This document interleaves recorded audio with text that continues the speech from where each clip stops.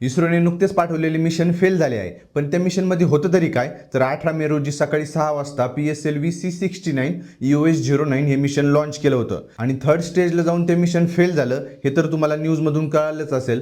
पण या मिशनमध्ये इस्रोने खूप महत्त्वाची सॅटेलाईट पाठवली होती, ज्याला EOS-09 म्हणजे अर्थ ऑब्झर्वेशन सॅटेलाईट म्हणतात.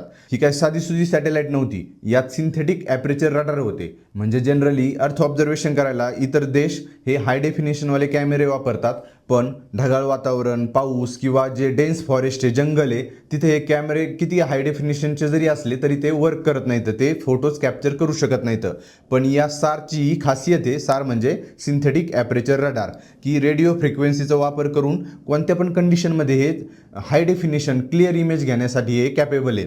आणि याचा उपयोग ॲग्रिकल्चर, डिझास्टर मॅनेजमेंट आणि सर्वात महत्त्वाचं म्हणजे बॉर्डर सिक्युरिटीसाठी, सर्वेलन्ससाठी ही सॅटेलाईट वापरली जाते. आणि असे सॅटेलाईट फक्त काही मोजक्या देशांकडे येतं, ज्यात अमेरिका, रशिया, चायना हे आहेत. आणि भारताकडे नाहीत असं नाही आहे. यामागे आपण 4 सॅटेलाईट पाठवलेले आहेत 2001 मध्ये. त्याच्यानंतर असे 2-2 वर्षांचं गॅप ठेवून आपण 4 सॅटेलाईट पाठवलेले आहेत, ज्या 24 तासांच्या अंतरात फोटो कॅप्चर करतात. पण अमेरिका, रशिया यासारख्या देशांकडे या खूप सारे सॅटेलाईट आहेत, ज्यांनी त्यांच्याकडे मिनिटाचा हिशोब राहतो, मिनिटांचे कॅप्चर केलेले इमेजेस राहतात. पण भारताकडे सध्या 24 तासांच्या अंतराने आपण फोटो घेऊ शकतो.